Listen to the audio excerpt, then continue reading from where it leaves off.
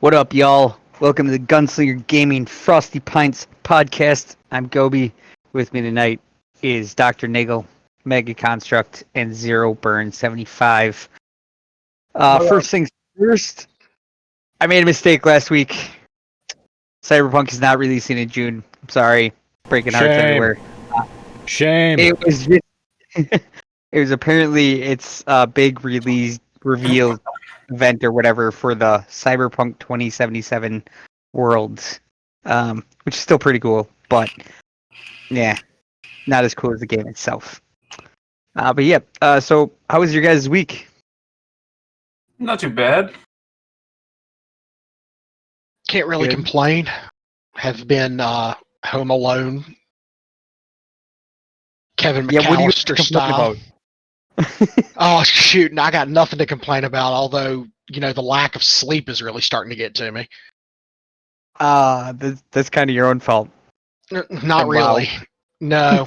No. It's because I'm so used to having my wife here that not having her here has fucked with my sleep schedule. You roll over expecting to hit something and nothing's there, and you jump up. What the fuck? No, now it's just the dachshund. And he grunts at me, little bastard. Right? When you're doing it on my side of the bed, get back on your side, bitch. Yeah. So I noticed you picked up a new game this week because it was free. And you broke Epic Game Store, man. I'm sorry. I'm sorry, it's my fault. I'll take the blame. Yeah.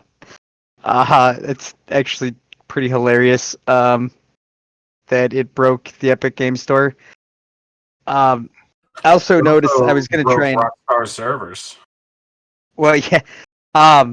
So I was going to use the $10 off coupon or whatever on a shark card or whatever, but they stopped the Mayday sale or whatever for the time being because it was causing issues as well.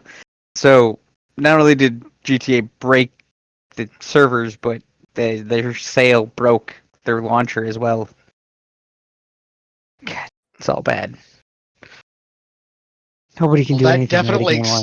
That does definitely explain the issues I was having.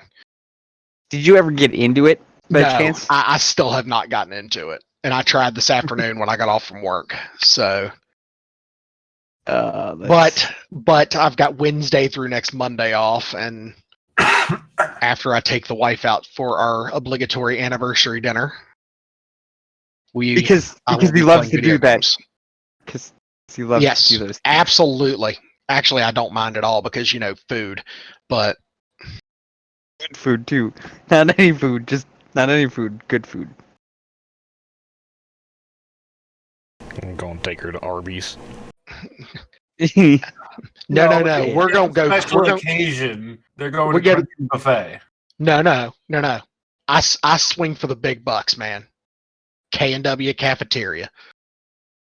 I was going to say Ponderosa Steakhouse. Oh, we don't have any of those around here. The closest one's in Fredericksburg, like 3 hours north.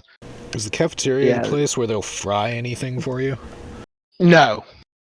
K&W is like the affectionate name for it is Canes and Walkers because it's where all the old people eat, but they do have really good food.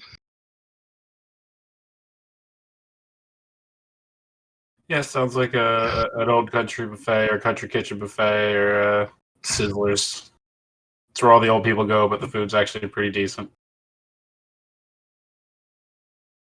Yeah. We don't have any of those anymore around here. They all closed up shop. The only thing we have, we have those. We just don't have any buffet places anymore. They all closed up shop. Closest one is an hour away. Which isn't all that bad. Could be worse. Yeah, I save money, so I can spend it on sales. Alcohol and hookers. And blow. I mean, wait. No, that's not medically legal in my state. It should be. Is it medically legal anywhere though, outside of Colombia? In Colombia, isn't it required?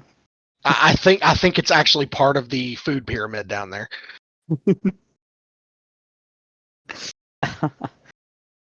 Yeah. So the Steam Summer Sales dates have leaked. Gonna run June 25th to July 9th. Epic Game Store is having their mega sale. It's going on right now. I'm not quite sure when it ends off the top of my head.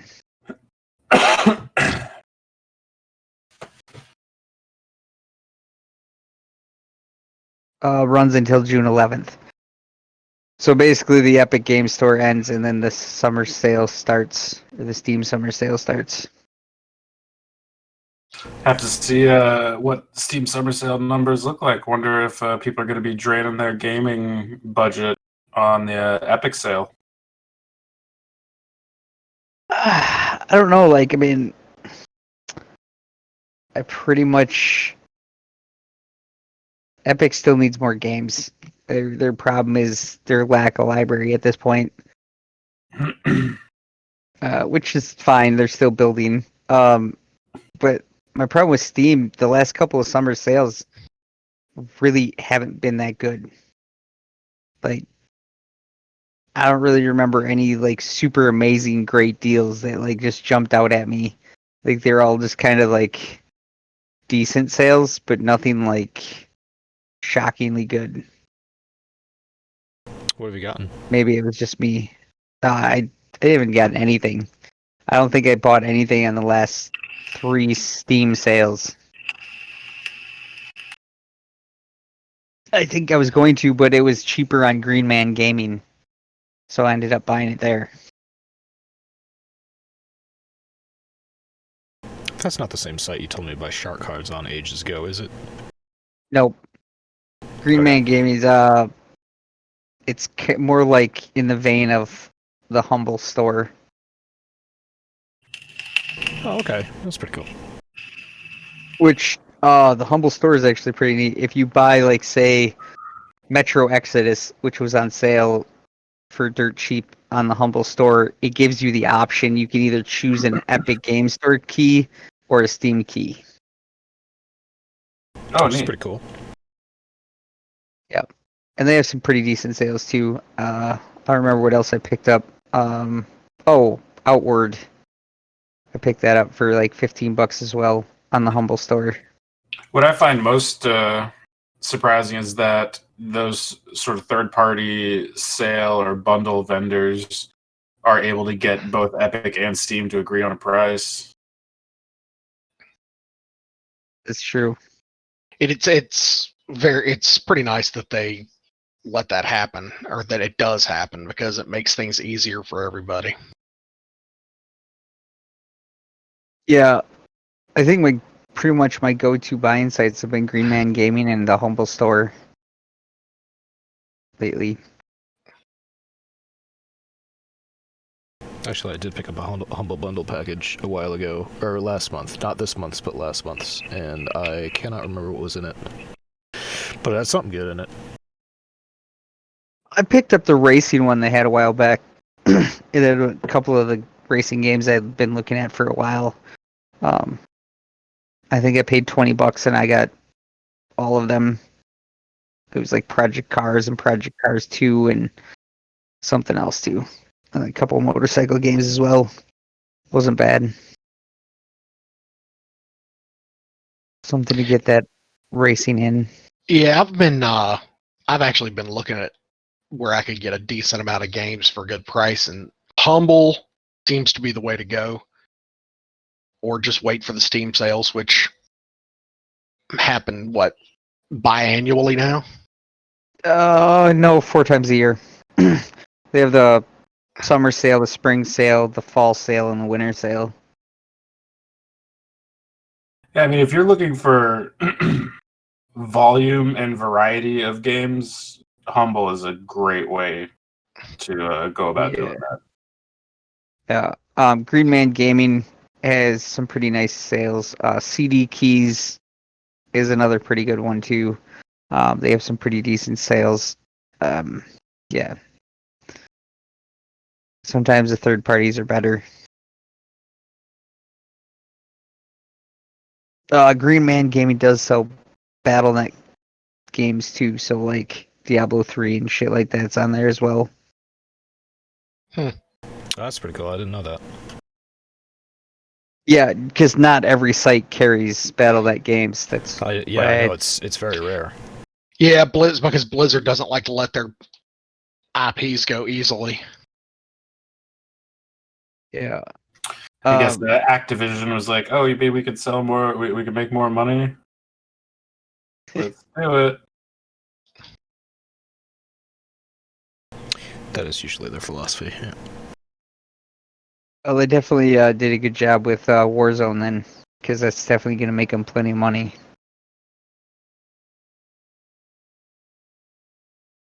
Warzone, you say? What's that? Yep. Anyway, so Unreal Engine 5, they did a demo, and it was done on the new PS5, which seemed to somehow throw salt at Xbox Sex. It was later announced that it will perform equally as awesome on Xbox Sex and PC. It was just showed off on PS4. I will say it does look amazing, but I don't know if it really looks that much more amazing than Unreal Engine 4 did. But yeah, it's one of those things. It's kind of neat. Did you read up on that at all? Do you know, like, what's the selling point of this latest engine? No, it's basically just upgrades for the ray tracing, stuff like that. Making it more like into the engine. I haven't gotten all the way deep into it. I haven't really kept up on it since Unreal Engine 4.051, which has been a while ago. I got bored. I was gonna. I don't even remember when that came out. Years ago. It was right after the remake, our UT4 went into community development. Because I was working on porting Domination to UT4. And it didn't go so well. We'll put it that way. I failed horribly, miserably. Well, these things happen. Yes, they do. Speaking of things that are great but still kind of failed horribly, Halo 2 Anniversary came out. Apparently it's really great, but it's also full of bugs. Well, the original Halo 2 was also really full of bugs, and honestly, it wouldn't feel the same if it wasn't.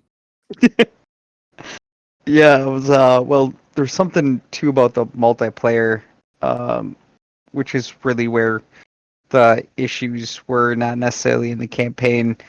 They do have a known issues list from May 13, but or 7, 8, 10, 13, 15, there's 15 bullet points under Halo 2, which isn't bad considering there's way more under just the regular campaign.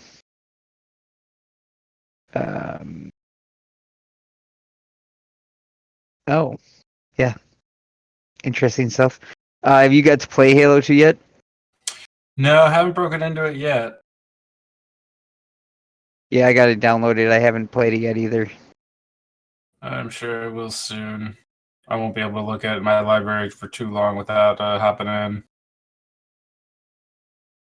Yeah, well, it's been kind of busy at work, but I've also been doing other extracurricular activities, and well, hopefully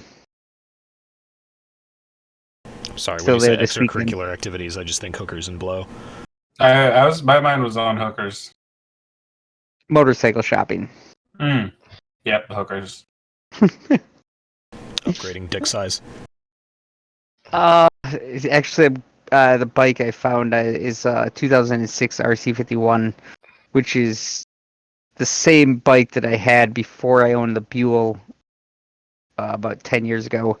It's one of my favorite bikes of all time. It's not super fast. It's a 65-degree V-twin, dual overhead cam, 1000cc V-twin. Puts out about 130 horsepower at the rear wheels, does about 160 top speed, but it's got that grin factor. You just can't get on the bike without having a grin on your face. It doesn't work. So what you're saying is it enlarges your penis by 2 sizes. It's just fun to ride, is all I'm saying. You guys are all 2 sizes too big. Well, no, I already owned one, so it would just go back to what it was. Heyo.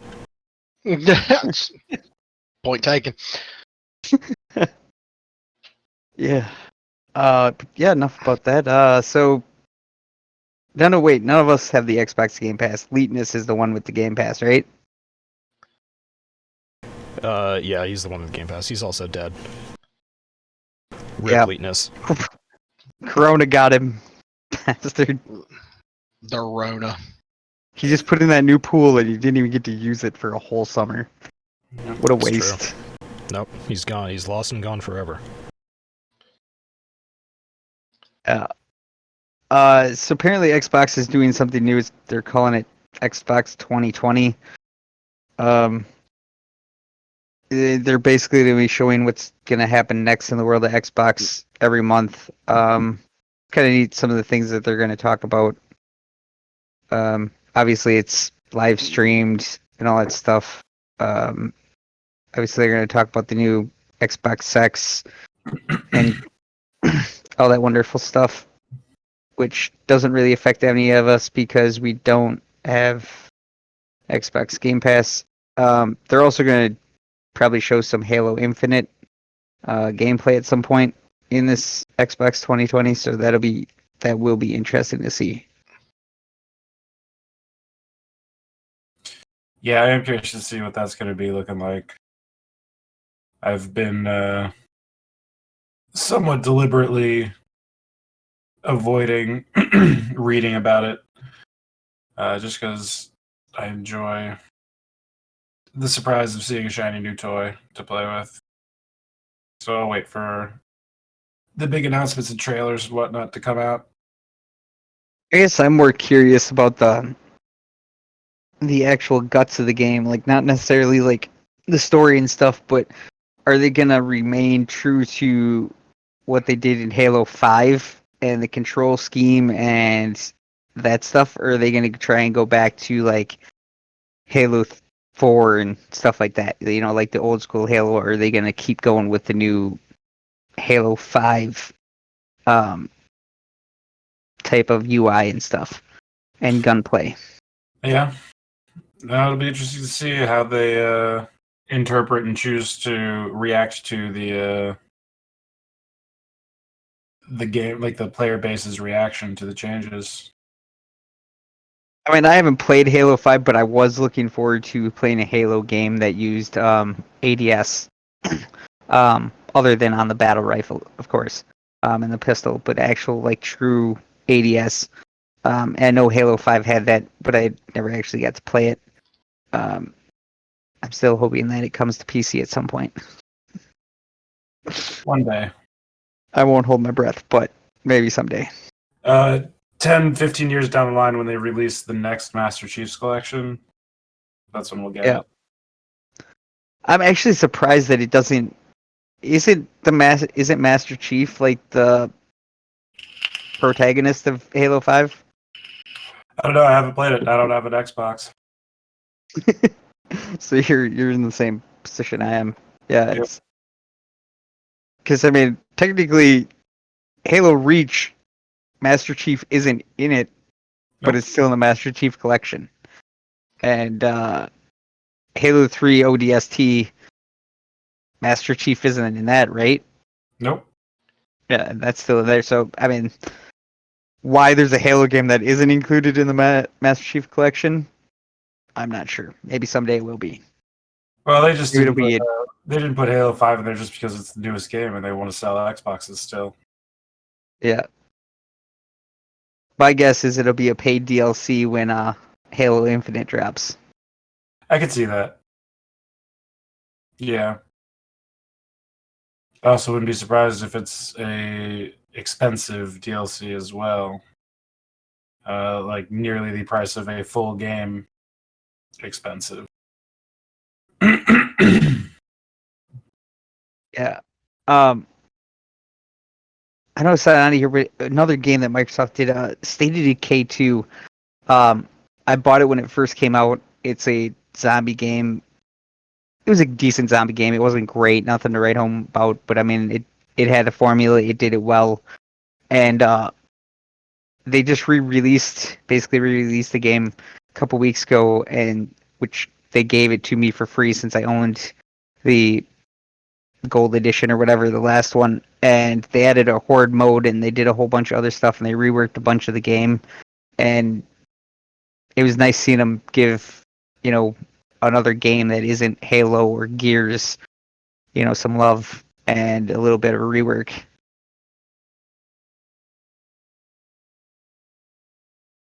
But it's on to streaming. Zero, you're up. Well, so Twitch is, in their infinite wisdom, decided to put in place a Twitch Safety Advisory Council. It is comprised of streamers and business professionals. And when I say business professionals, I mean one out of the 8. The troubling part about it, and what has actually gotten more attention than anything else, is one of the members known as Ferocious Stephanie, or Ferociously Steph, a transgender individual who also believes that she is a deer. I'm sorry. Let me finish. Just let it go, Gobi. Just let it go. Yeah, just let it go. Otherkin, man. Just let it go. But I just wanted to make sure I heard you right. She, in one of her live streams just after this was announced, she proceeded to, anybody who had an opposing thought in her stream was blocked. She bragged about it, and then she continued to say, there's nothing that any of you can do about it because Twitch endorses me, and they're not going to do anything to punish me. She has called all gamers white supremacist. And so she's a friend of the gamer. Yeah, absolute friend of the gamer. Wait, all gamers are white supremacists. I'm black and Omega's a Jew. Yeah, well, guess what? I should say, for the purposes of this podcast, that was a joke. I am not black and Omega is not a Jew. How dare you? Disclaimers. He's But only half Jewish. she, Thank you. she is one of the 2 people who people have concerns about. The other is an individual by the name of T.L. Taylor. T.L. Taylor is a professor of comparative media studies at MIT. So, while yes, T.L. Taylor knows about media studies, the Twitch realm is probably not something that they're familiar with, based off of what they say. But Zazarian, and there are 2 streamers that are fairly level-headed and kind of look at things from both sides of everything. Co-Carnage and Zazarian, which they're, out of the ones that I saw and the 4 that I know, those 2 are the most level-headed. Ferociously Steph worries me that they've given that individual that much power. And I don't see it going well. They also don't actually have any power. But they do. But they These people have been given the authority to help make decisions best for Twitch is basically what this council's for. Yes, but you are like, I don't know. This is making a big deal out of nothing. This is an advisory council. That doesn't mean jack shit. That doesn't mean anybody has to listen to their advisors. That doesn't like. If she is insane, there's no doubt about that. She's an idiot, but it doesn't matter. Literally none of this matters. Who cares what Twitch is going to do with their advisory council? Who cares who they put in charge? What's it going to change for any of us? If it makes Twitch look bad, then it makes Twitch look bad. That's on them. That's their dumb decision. Good point. Like, this person has no power to actually make any decisions. They give advice to people who do make decisions, and she is probably the person that they're going to listen to least on this council of Chucklefucks. So essentially what you're saying is she was and I hate to use this, I really do, but I'm going to say it anyway and shoot me later. She was essentially the diversity hire in the group. I mean, not even Bang, that. you're dead. Not even that. It sounds like she's insane, and she's been spouting a lot of hatred and vitriol and all the rest of that. And if anything, if she was the diversity hire for the trans community, then it should upset the trans community. They should speak out and be like, she does not represent us, she's a cunt, and put somebody else on there. If they really want a representative, the trans community has that power. They can, petition Twitch or whatever and say, no, we're going to boycott your streams or all the rest of that bullshit. Why couldn't they do that? So, yeah, no, it's just Twitch being retarded. I also feel like most of the trans community doesn't give a shit. Because she's would be a trans gamer and a trans streamer, which is a even smaller subset of an already small part of society. And I saw this all over Reddit, and I've heard people, talking about it, how she's going to do all these terrible things and how she's such a horrible person to have in a position of power. And I'm just like, none of this matters. And you very well, and honestly, I believe that you're probably closer to right than anybody else. That it's literally because they tried the same thing with YouTube and with their YouTube Heroes program, and that didn't even get off the ground. I was going to say, what's YouTube Heroes? Exactly. Exactly. I'm sorry, that's a thing. It was. Apparently was. Yeah, it was for about 45 minutes. Oof. I must have been sleeping that 45 minutes. You probably were, because it happened overnight. So this next part can do something a little different. So what are your guys' thoughts on a couple of different things? First topic, VR gaming. I don't care who goes first. Shoot. Thoughts. The purpose of VR gaming is simple. It's total immersion, detachment from reality. You think it's future gaming? Do you think it has a place in gaming? Do you see it having longevity? VR gaming has been around for 25 years. It's been a niche for 25 years. I think that if the porn community jumps on it, then yeah, it's gonna be big. Oh, they already have. There is VR porn out there, absolutely. Again, it's a niche, but if they jump on it and it becomes the standard, yeah. Is it something that you could it will see never yourself buying? It'll never become the same. I do one day plan on getting VR. I will do that one day. I don't. It's not at a point yet where I want to spend the money on it, but I have no doubt in my mind that it will not be long before the quality of games and the cost of equipment are high enough and low enough, respectively, to be worth getting into. It's just a matter of time. But I'm also in no rush. Zero. Honestly, I can't do VR gaming. Between vertigo and migraines, VR gaming is not something that my brain can handle. Screen too close to your face. I tried Beat Saber, and it literally almost put me out for a week with a migraine. It was bad. All right. Yeah. I'm not sold on it. I think it'll stay a niche for quite some time. I think a good VR gaming headset is fun, but it doesn't have the gaming library yet.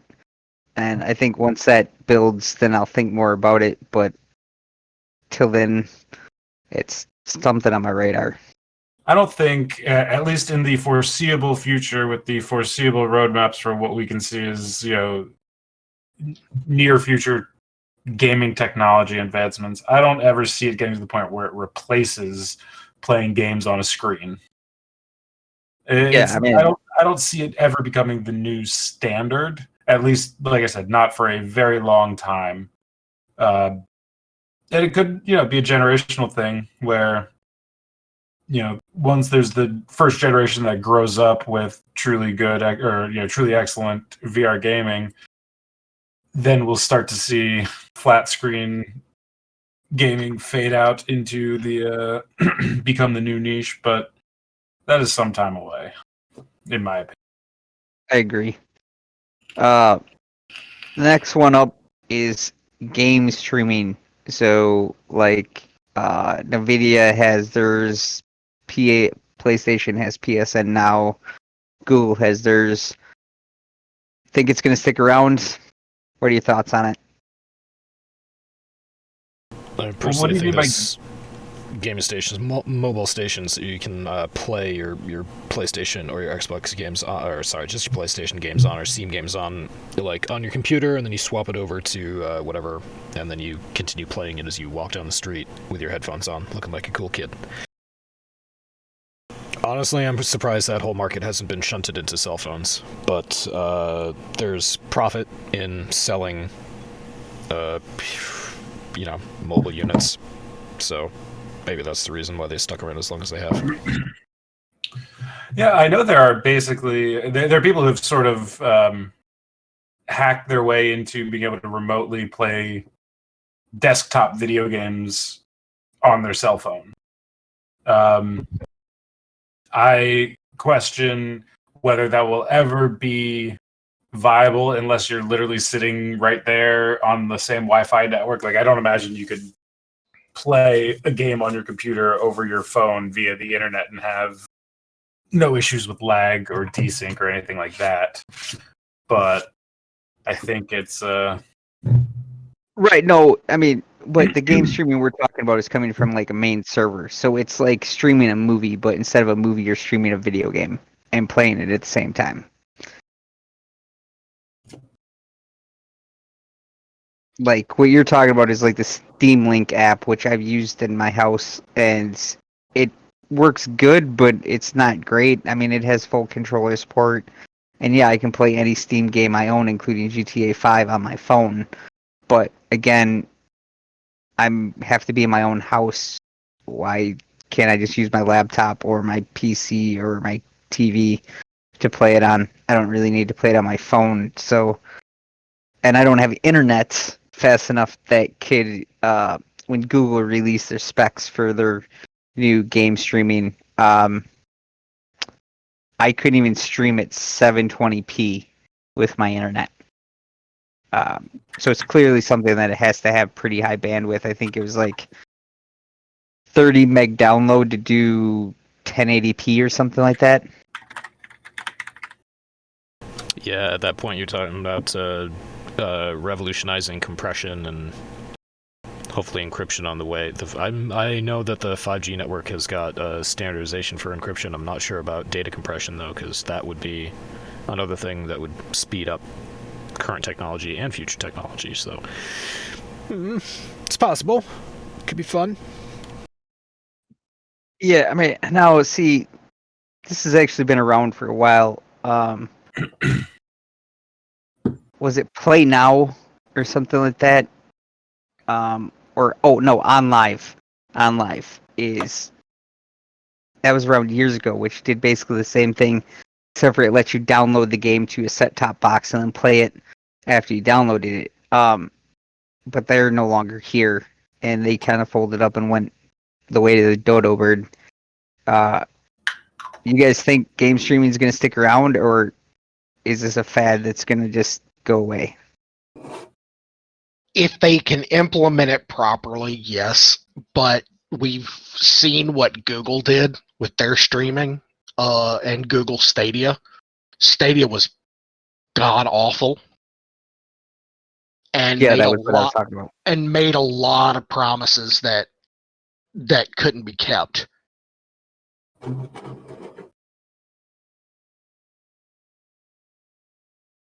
I don't know. Apparently, I don't even know what game streaming is because I'm still not sure I understand the concept. You just play video games off of a server instead of having them on your hard drive? Exactly.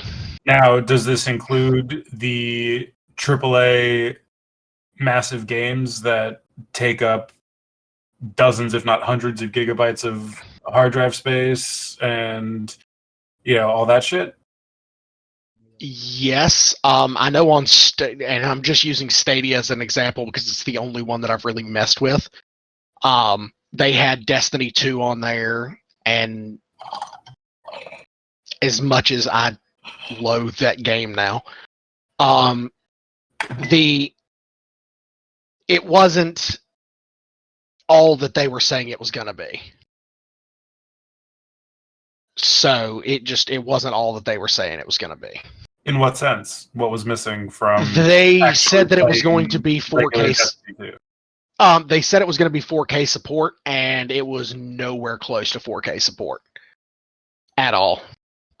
And I mean, I know consoles don't even have that, and I know that to be able to do it on desktop or on PC, you had to have fairly decent equipment, but they promised 4K streaming out of the box, and it's not something that was even remotely possible.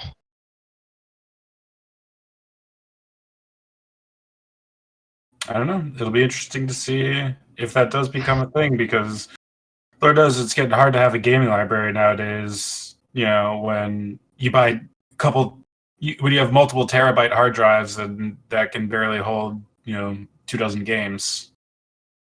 It's it might be time for a change in that direction. I will say that cloud computing is intensely popular, and I certainly appreciate its values, but there will always be people who prefer to have hard copies of everything. So it may become the standard, and owning physical copies may become the niche, but I still prefer owning physical copies, even if that physical copy is something that I downloaded off Steam and backed up myself. Yeah, and I see that being the case. It'll be like we have, like what we see today. You have these streaming services where you can watch pretty much anything you need, but you can still buy a DVD. You can still buy a digital download of a file. So I can see that, even if that sort of streaming model does take over as the standard.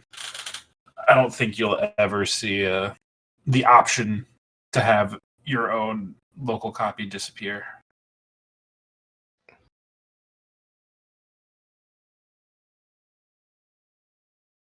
What else might you guys think might the future of gaming look like? Complete 100% integration. Yeah, have you seen Ready Player One? A lot of boobs. More Augmented reality.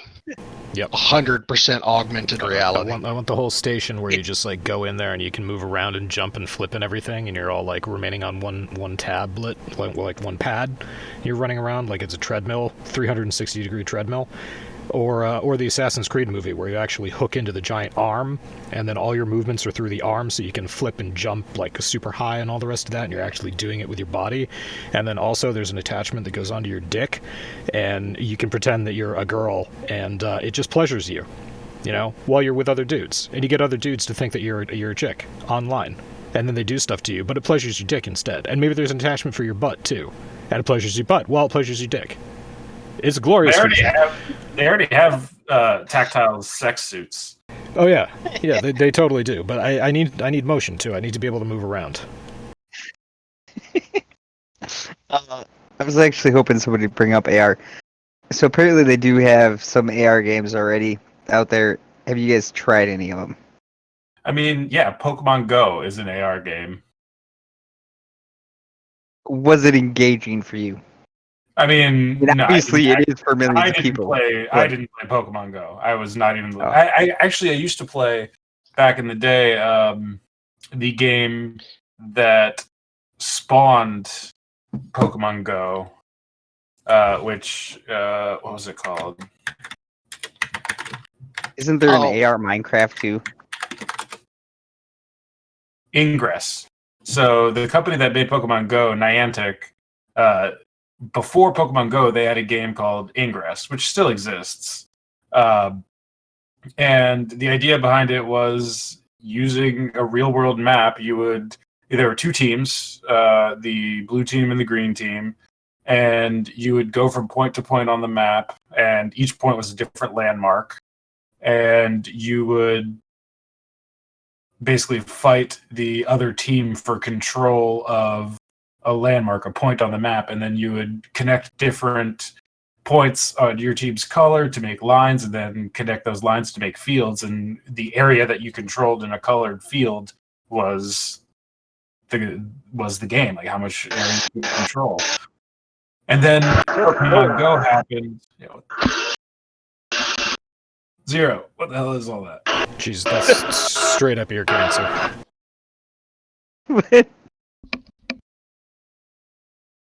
You went to the dark side. Okay, keep going. Yeah.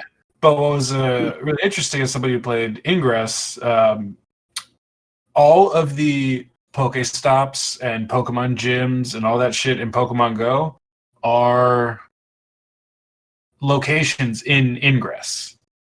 So Pokemon Go, which is one of the most popular mobile games of the last couple of years that made a shit ton of money, it's really just a reskinned version of a game that had been around for years before, which I find particularly hilarious that it's literally the same game with a Pokemon makeover, and that's all it took to make it insanely popular. Yeah. I skip Pokemon Go for multitude of reasons, but they do have an AR Minecraft as well too, which is what put me on to AR games.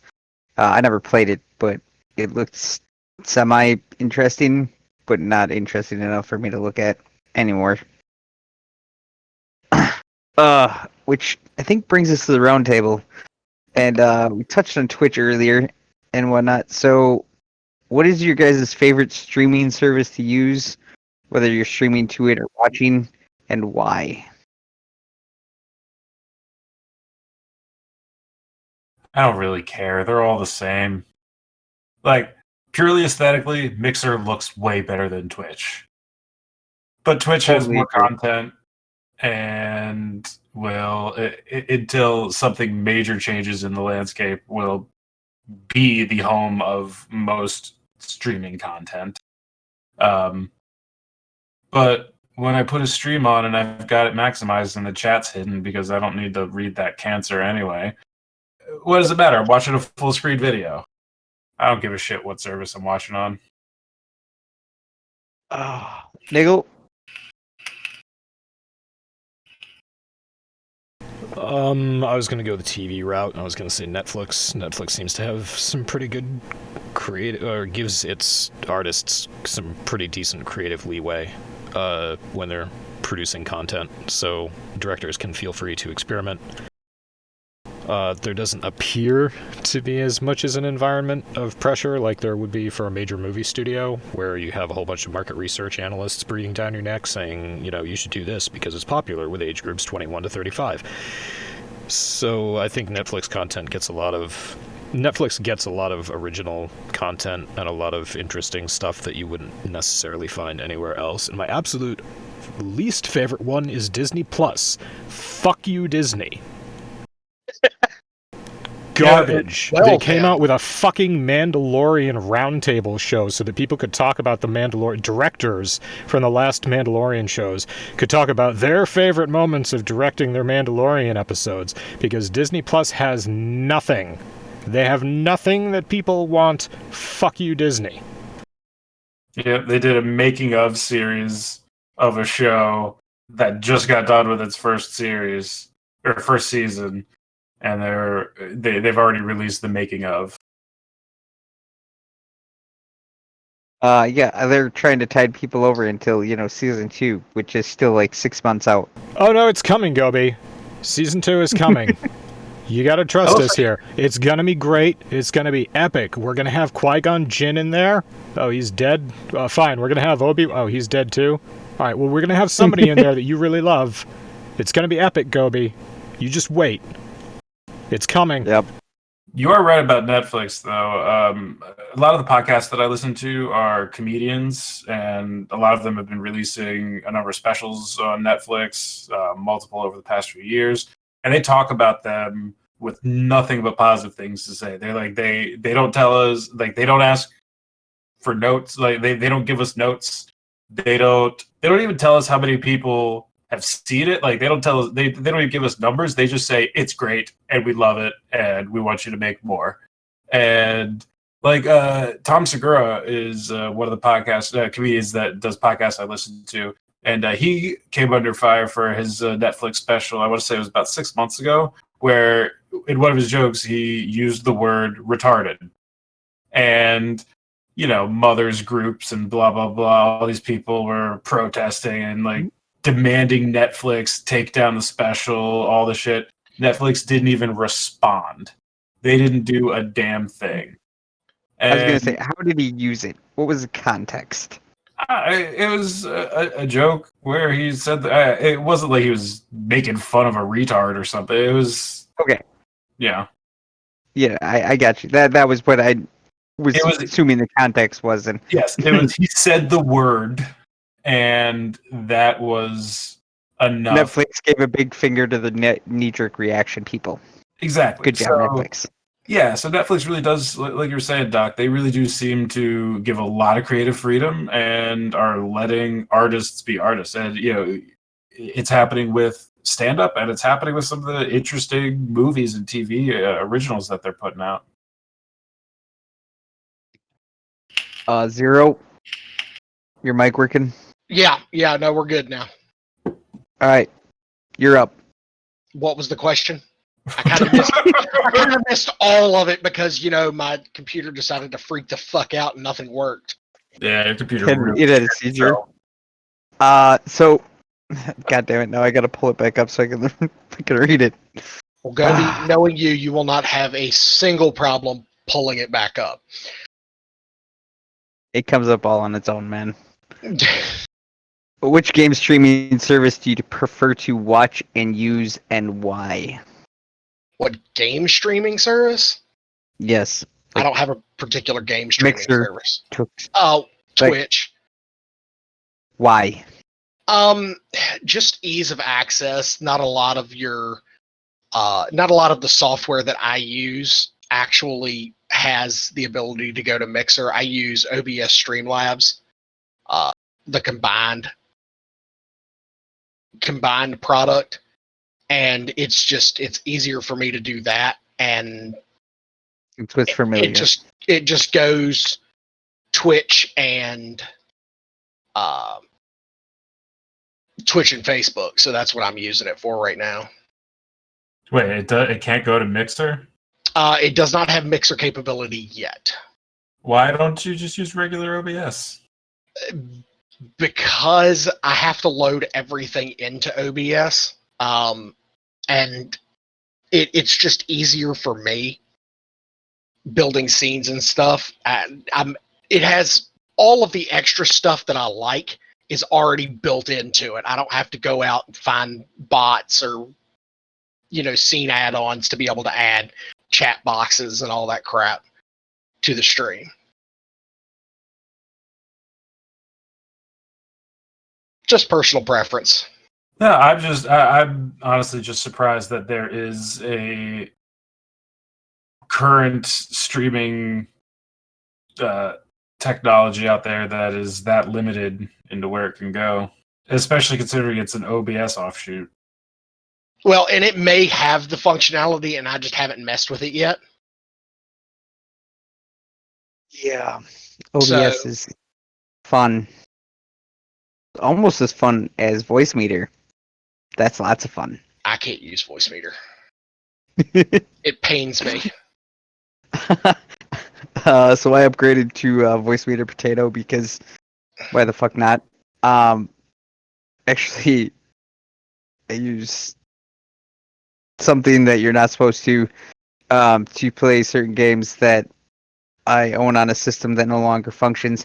But this way, we can all play together and we can all hear our own audio and stuff, which is pretty nice because it can output to 5 different sources. Took a while to set up, but it works pretty good. Am I the only person here who can consistently use OBS and Voice Meter without any issue? I don't really have problems with them. There we go. I'm pretty good. For me, for Voice Meter, I just sort of have it set the way I have it set, and I don't really need to touch it. And then for OBS, granted, I don't do anything too complicated with OBS, but no, I've never had any real issues with it. Yeah, both have been set and forget for me for the most part. Well, other than my unnatural tweaking, because I can't help myself. Must Musculate with fucking around buttons. with bit rates and codecs.